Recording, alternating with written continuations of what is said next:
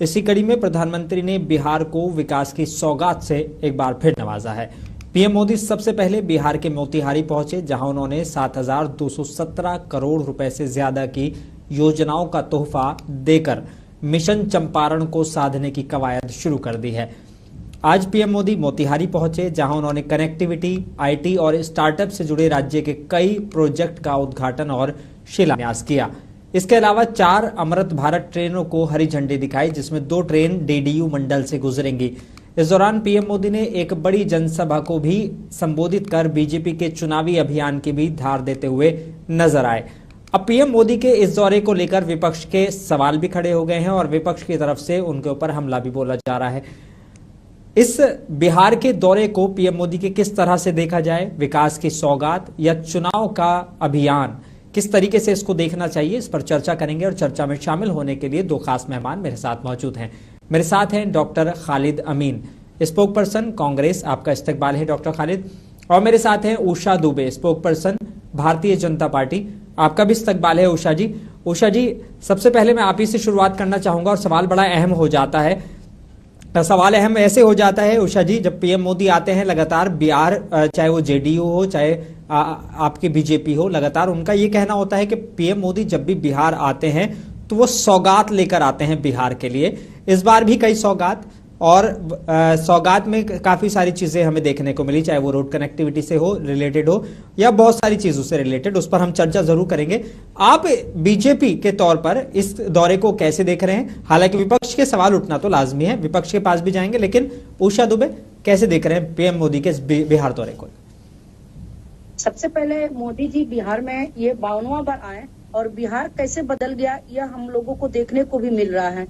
यही रोड और यही सड़क था जो कुछ चलने लायक नहीं था। जब हम सुबह निकलते थे तो रात में पहुंचते थे, रात में भी पहुंचेंगे कि नहीं पहुंचेंगे इस पर भी शक होता था। आज रोड देखा जाए, रेल देखा जाए, स्टेशनों का जो आधुनिकीकरण हो रहा है, पहले स्टेशन और अब का स्टेशन, पूरे भारत के स्टेशनों को देखा जाए, बिहार का स्टेशन में तो परिवर्तन हुआ ही है, पूरे भारत का स्टेशन देखा जाए तो उसमें कितना परिवर्तन देखने को मिल रहा है। हमारे मोदी जी जो ये 7,210 करोड़ जो रुपए सौगात देकर गए हैं, जिसका तो पूरी तरह से लागू होगा ही। और आप बहुत सारे हमारी योजनाओं को उद्घाटन भी उन्होंने किया, शिलान्यास भी किया। इस तरह से हमारे प्रधानमंत्री जी बिहार के विकास के लिए बहुत कुछ योजनाएं लागू भी किए हैं, जिसको साकार करके दिखाया जा रहा, मिल रहा है, लोगों को उसका उपयोग कर रहे हैं। और अभी बहुत सारी हमें सौगातें जो है वह देकर गए हैं। और उन्होंने यह भी बोला कि अमृत ट्रेन तो चलाया उन्होंने, जिसमें रेल में एक बहुत बड़ा एक परिवर्तन दिखेगा। और उसके पहले बहुत सारे ऐसे हमारे जिले हैं जो जिलों को बड़े राज्यों से जोड़कर बताए हैं कि इस तरह से इन जिलों को हम जैसे गया जी को बोले हैं कि गुरुग्राम की तरह हम बनाएंगे, और वो जो कहते हैं वो करते हैं। और ये बिहार में इसका विकास भी आपको दिख रहा होगा कि हमारे बिहार में किस तरह से परिवर्तन हो गया, बिहार ही परिवर्तन के रूप में एक दिखने लगा है आज के डेट में। ठीक है डॉक्टर खालिद अमीन, पीएम मोदी जो कहते हैं वो करके दिखाते हैं और ये विकास अब बिहार में दिखने लगा है।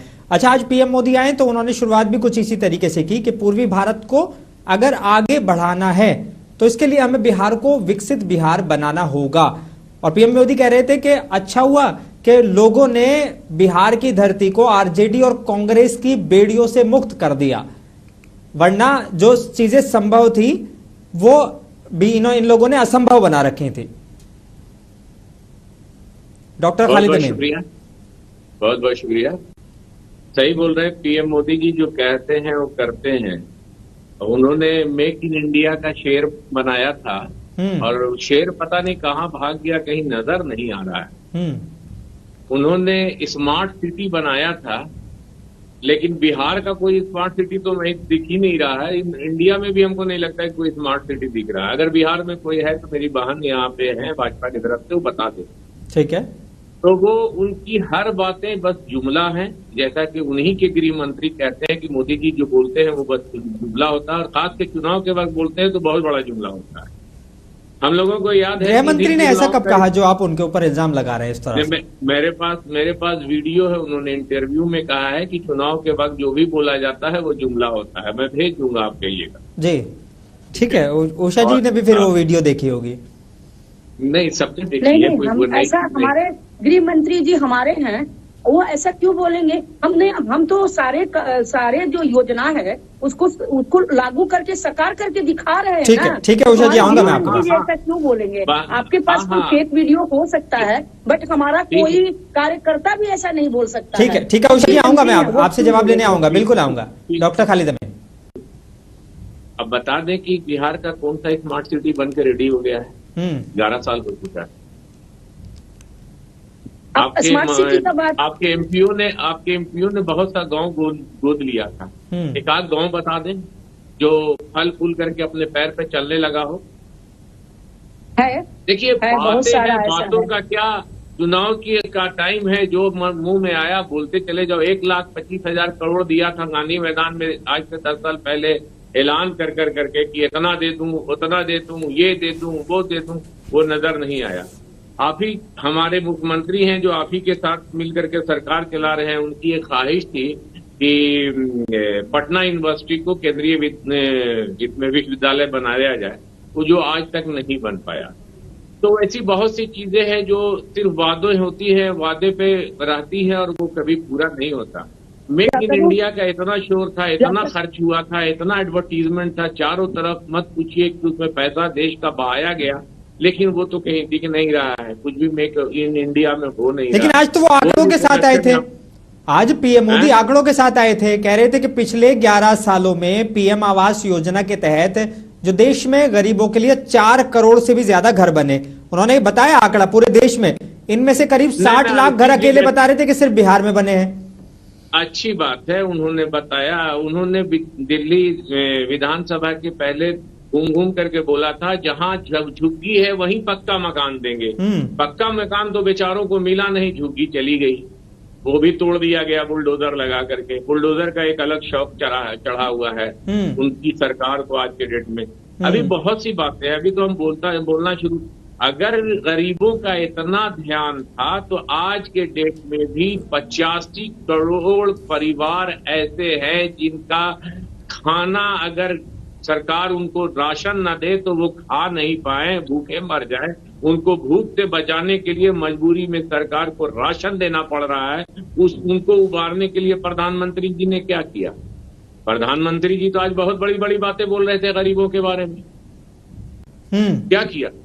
4 ट्रेन शुरू की, लेकिन यहाँ का जो लेबर है जो पलायन करता है उसको ढोने के लिए, उसको छठ में आने के लिए कोई ट्रेन नहीं दी।